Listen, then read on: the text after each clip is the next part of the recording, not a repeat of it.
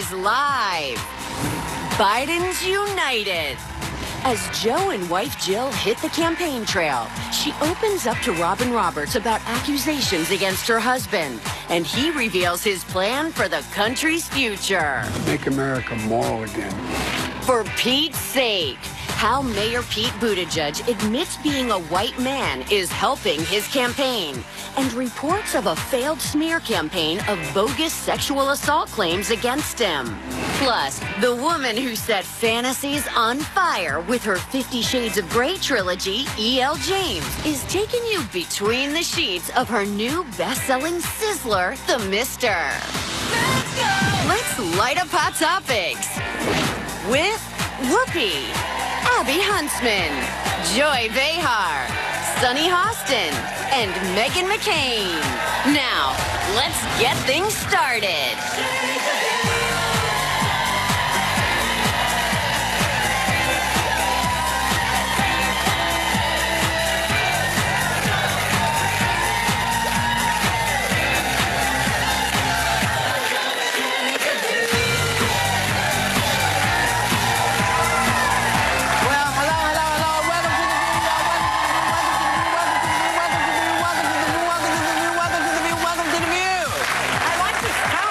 You like this? Yeah. Well, this is one of mine, the Dub G line. From your new line. From my new clothing line. So it's a beautiful message. Launching in May. I love it. Yes. It's so comfy too. It's very comfy. Tomorrow is May.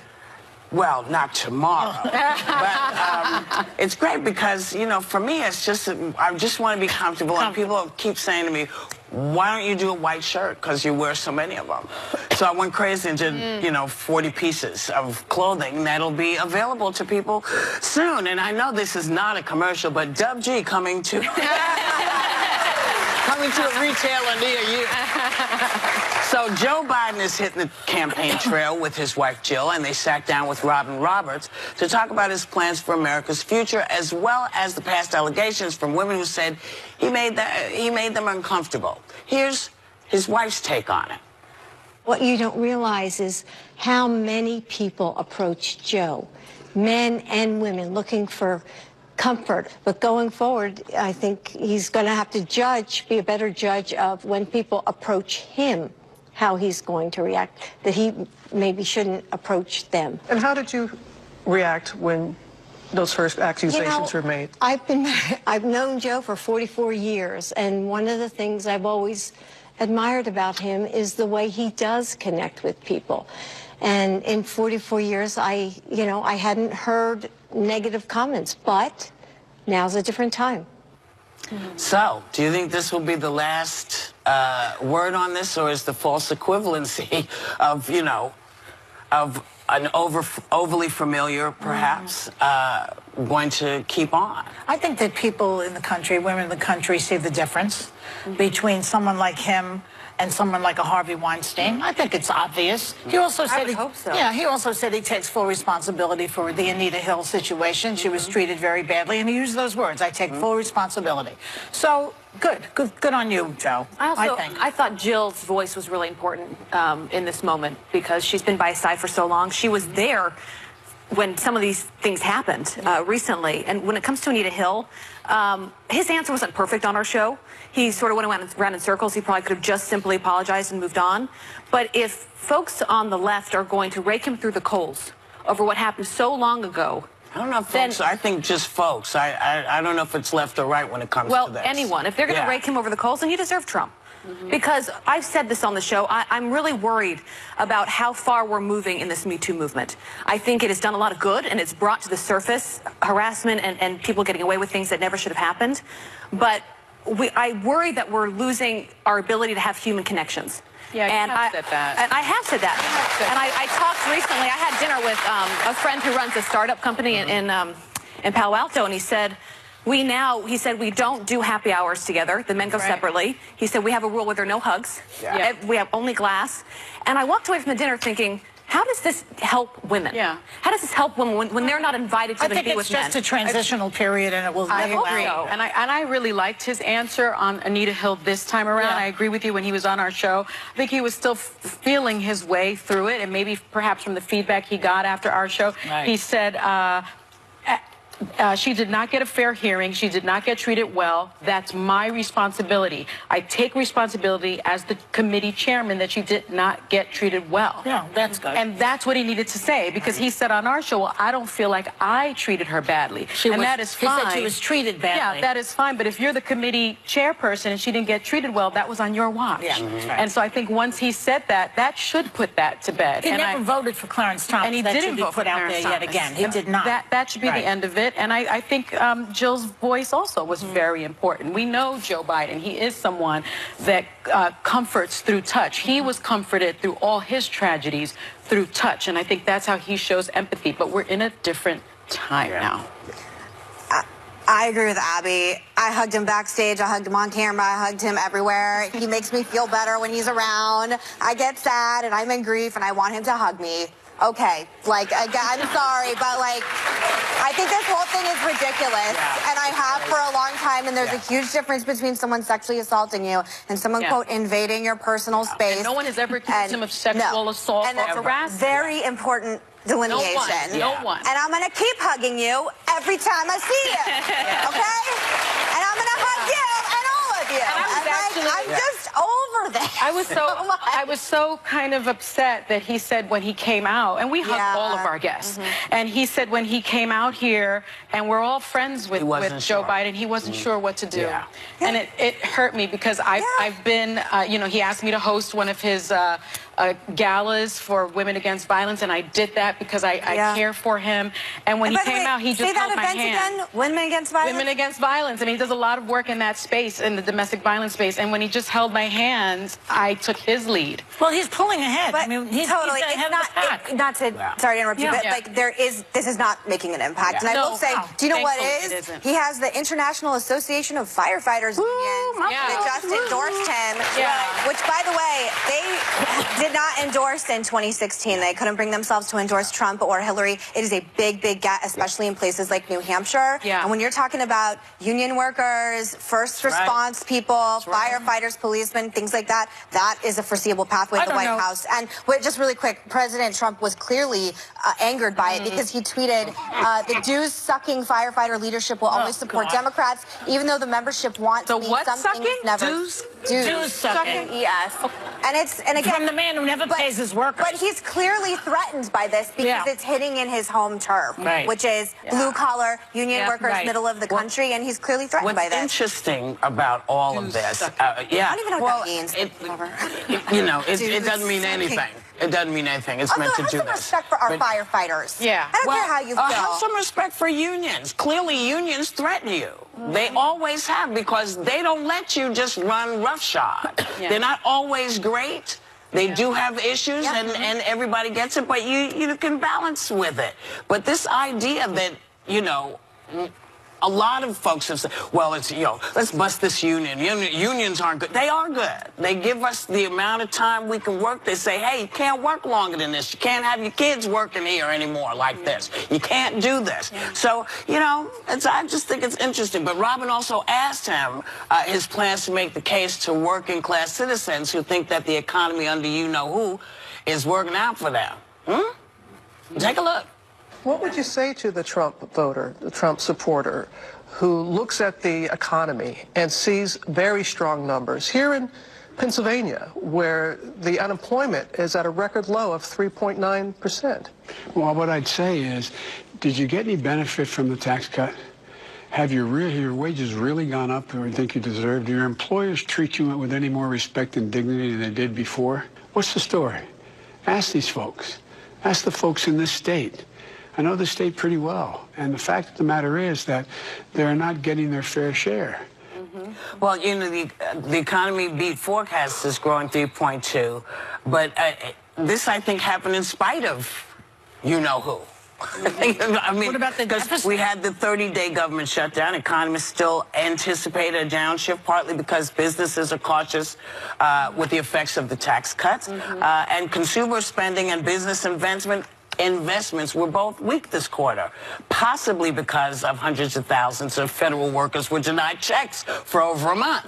So, you know, it may be great. I don't know that he has done anything. It's under his watch, so he gets credit for it. But I'll tell you what, if it comes down to Trump or someone with a socialist economic message, I can tell you what, the majority of the country what isn't is the there. Socialist economic message? You want Medicare for all, which he also answered, and I thought smartly handled that one, for people who are in the middle, who are kind of wavering, saying that people can opt out and do their own plan. Biden on health care. I'm just saying, in general, the message, so many on the left are running left. And Biden, it seems from his answers, is taking this lane that he's some of the others have. So, yeah, and it seems like he's owning that, which there were a lot of questions of where he would go, because there has been some pressure to move to the left. And it seems like he is staying true to what he always has, which is great. Well, I think his message, the most important message that I heard during his campaign is that as a nation, do you want to choose hope over fear? Do you want to choose unity over division? And most importantly, do you want to choose truth over lies? He's up. That was the message, and that resonated in my mind over and over and over again. Trump is hope over fear. Trump is over 10,000 lies now in the time he's been in office. 10,000 lies. That's why when Biden said you know what's other interesting There's a ticker in your dressing room that dings every time you lie. An angel gets its wings every time he lies. But the other thing about the economy is interesting is that Trump's numbers never seem to go past 38, 39%. And with an economy like this, he should be in the 70s. I think it's 37% bizarrely now. Historical in that sense. In any other presidency, would have been up there. It would have been. This would be a persona non grata because the economy is on fire. That's why numbers Clinton up over did 3. so well. It is something he promised, and he has achieved. Whether or not he deserves credit for it or not, but I will he's say, so disgusting that people hate him anyway. But I will say, if he can't, what more than anything, what pulls worse is his freaking tweeting and coming out with these firefighter tweets the day after because they chose to come out this early. This is the stuff that's having real impact, and he can't control himself. No, he Everybody loves the firefighters. You can Everybody see does more love the firefighters. of Robin Roberts' interview with the Bidens tonight on Nightline at 12:35 a.m. Eastern here on ABC. We'll be right back with more hot topics. Later, for the love of Pete, Mayor Pete Buttigieg on how white privilege is working for him and his take on reports of a failed sexual assault smear campaign against him. Okay, so there's a big election coming. Isn't that exciting? It is raining candidates here on The View. And the candidates are lining up. First interview he's giving since he announced. Please welcome former Vice President Joe Biden. They all voice different views. Do you think this country is ready for a gay president? Well, there's only one way to find out. But they all have one thing in common. They come here to make news.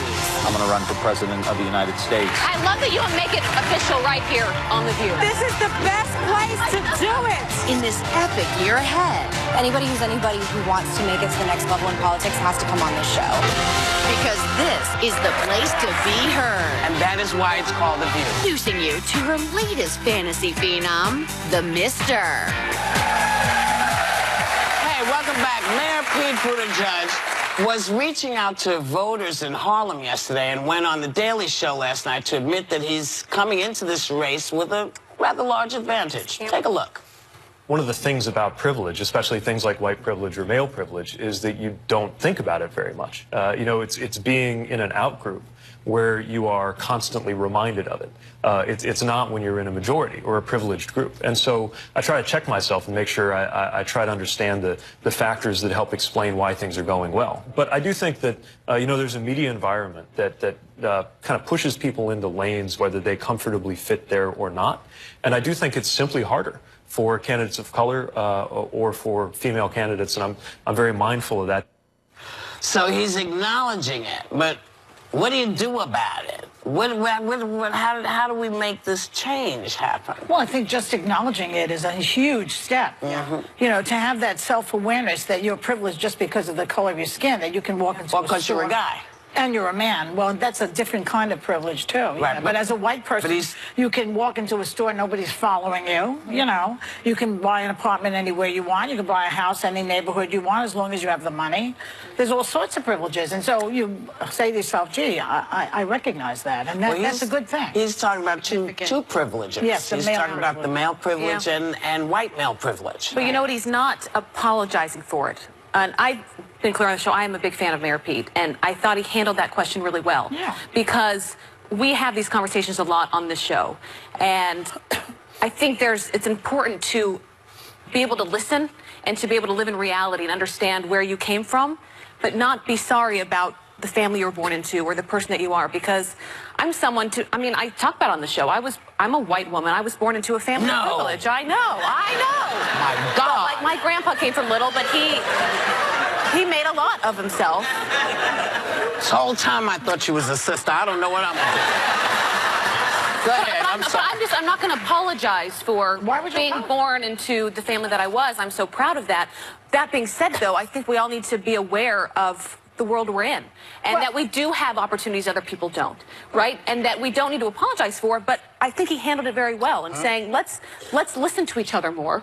Let's have these conversations. You remember let's understand. John Kennedy famously said, I believe, the Kennedys believe this, they said, to whom much is given, much is expected. Well, and that's basically it. But, you know, I think that we have a problem in the country sometimes with white guys who don't have a lot, who are struggling, and they don't see themselves as having any kind of white privilege. So that's where the conversation needs to go with people like that who don't really see that. And it is, even though you're having a hard time, you still have a privilege if you're white, even if you're poor, only because of the things I just said. If you have some money, you can buy a house wherever you want. You can shop wherever you want. You can go to the school in the neighborhood that is a good neighborhood for you. And that's something that I think is hard to convey sometimes to people who are suffering. And it's great that he can empathize as well through that acknowledgement, saying, you know, Pete, I adore him. I really do. I think he's sort of the antithesis of what we see in the White House, because he has empathy. He can seemingly walk in other people's shoes, and to just acknowledge the fact that there are other candidates that aren't getting the coverage he is getting. So I need you guys to bear with me on this one. I totally agree with everything everyone's saying. It's important to recognize privilege when you have it, like Abby, being white, being from a family that was successful, et cetera, et cetera. I'm also a white woman at the table. I know. But I'm like the whitest girl ever, but okay. No, you are 1% black, Megan. But I will say, Mayor Pete couldn't get legally married until a few years ago. Right. So is being gay not considered an oppressed class anmoreWell, and that's my question with this, is that he also, like, I'm okay with him talking about, I love that he and his husband, America is, he's, by the way, neck and neck in New Hampshire, according to a Boston Globe Suffolk poll, 12% with Bernie Sanders right now. So he's up and rising. And I love the fact that he's married to a man is not something we're talking about, but I also think it's something that we shouldn't ignore. Meaning that I was an LGBT advocate, as I think everyone at the table is, for a long time. He couldn't legally marry his husband up until recently. So it's okay to say that there's also some privileges he didn't have until recently. Well, you know what? The thing, I guess, to do is know that we are all hindered in some way. No one actually gets off. White women, you know, you've had some privilege, but not a whole bunch, or y'all would be much further ahead. Do you know what I mean? Black women, the same thing. Women have had a tough time. Ceilings, all kinds of stuff. I mean, you know, listen, I don't know anyone who hasn't questioned where they're going or how to get there. And white privilege and privilege is a great big phrase, but in the day-to-day stuff, when you're just trying to pay your rent and they've just knocked down your hours and you can't get through, you know, we're all suffering the same stuff.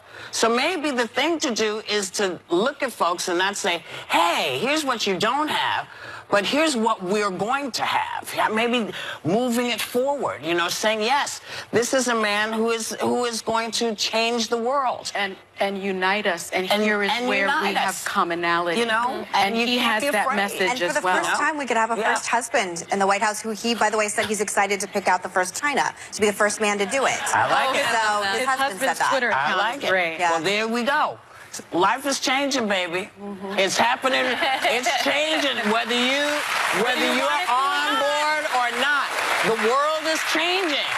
And we have to be on board with it because our children will leave us behind if we're dragging them down. We'll be right back.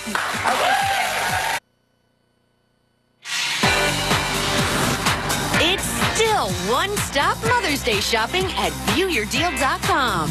We've partnered with vendors for at least half off gifts perfect for mom this year. So get to viewyourdeal.com now. So, just really sad news yesterday. It broke my heart. You know, filmmaker John Singleton, at just 51 years old, had a stroke a couple weeks ago and passed away yesterday. And, you know, his debut, Boys in the Hood, made him the youngest Best Director Oscar nominee. He was only 24 years old. And he was the first black person nominated for Best Director, which, you know, when you think about it, it seems absurd. But he was an extraordinary cat. You know, he was doing great things. He was about to make several films. I mean, you know, listen, if you're not feeling well or you maybe have hypertension, get to the doctor. This stuff happens like this. Luke Perry, you know, we just lost Luke Perry, same thing. I know. You know, So young. You don't know. So just keep up on yourself, you know, it's very... They were saying, I was reading that it was, it may have been a result of hypertension, high blood pressure, and you hear people say all the time, oh, I have high blood pressure, I'm taking pills for high blood pressure, but I mean, he was born in '68, I was born in '68. I was like shocked that someone that young would have this sort of massive stroke, and it just goes to show you, Joy and I were just talking at the break, you've got to go to the doctor, you've got to get that annual exam, that EKG, and just check it out. Because strokes don't care, and by the way, they don't care. They don't care. They don't care what your nationality is. They don't care who you vote for. A stroke will get you.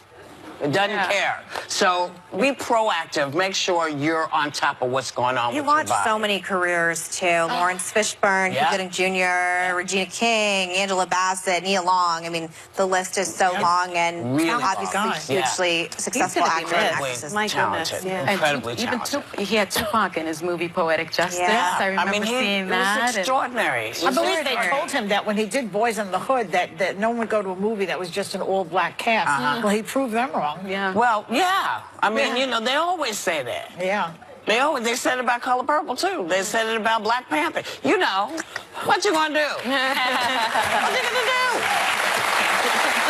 But you know something?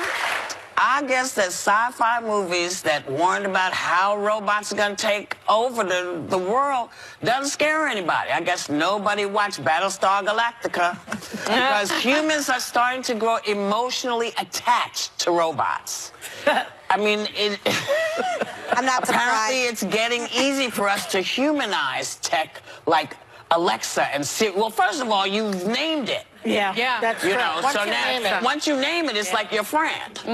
I mean, you remember there was a massive outpouring of grief when NASA recently lost contact with the Mars opportunity. People crying with Rover. I mean, Rover. It was a machine spoken code. Wasn't even speaking like hello, how are you? It was like beep beep pop pop pop pop numbers and stuff, and people lost their mind. Well, they showed the picture of Rover like by himself, like that. On the moon, I felt bad for Rover. But you know what? It shows that we are human and we connect to things. I've got a Roomba at home that I've named, and it's like a part of my family. It's true. The Roomba like does real like justice. a vacuum cleaner. We got rid of our cars. You know, you named your car, and that is name objects. If you start falling in love with your Roomba, get a cat. Get a cat. Do you think it's because we as human beings have I think it's because she's pregnant. That's I'm in love with everything right now. We have so much tech now that we're having more trouble connecting with other human beings. People are so lonely. But it's like the movie Her. That's Joaquin Phoenix. They talk about in love with his app voice. Listen, we're joking about this. Japan is facing a huge population problem right now. Literally, they're going to lose 100 million people by 2049 because so many people in Japan they're not procreating. They're using Robots. Just Google it, robots in different ways. But I will say, futurologist Dr. Ian Pearson said we will start to see robot sex overtaking humans by 2050, which, by the way, is in all of our lifetimes. Robot sex, I enjoy that, because if things go wrong, just call tech support. And no drama. Yeah, but if the power goes out, so does the robot. Yeah, that's right. We know that. We'll be right back. Oh my God.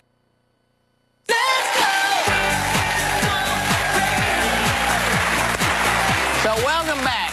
Apparently Pope Francis asked Catholics to give up gossiping for Lent. And he continued the crusade against gossiping when a group of 230 hairdressers visited the Vatican. He urged them to resist the temptation to gossip with their clients at the salon.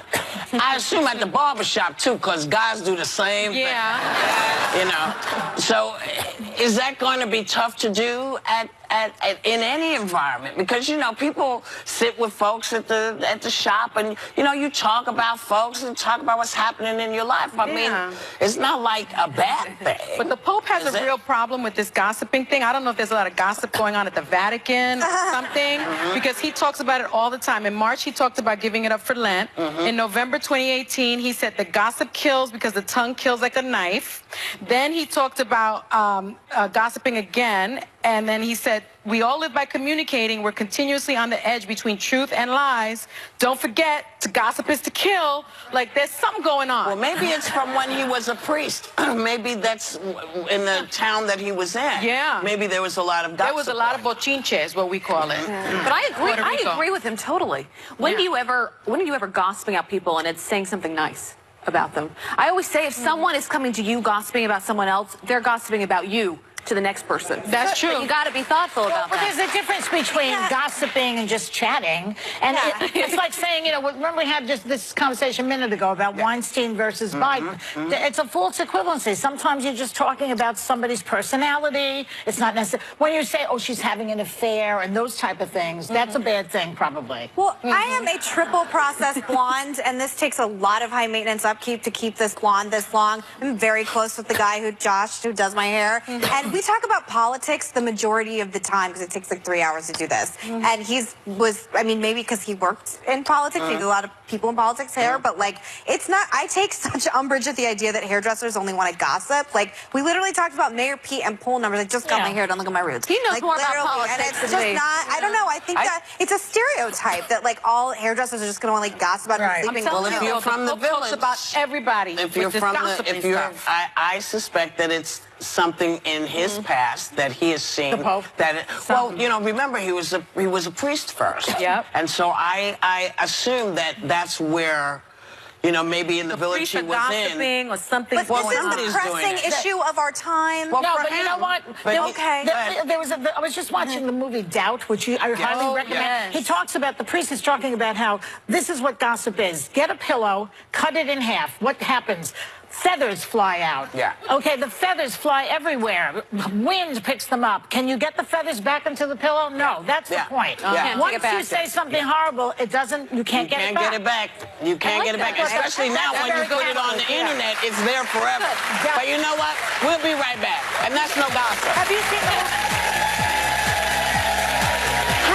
50 Shades of Grey author E.L. James turning the world on this time with her #1 bestseller, The Mister? She's live on The View. Next.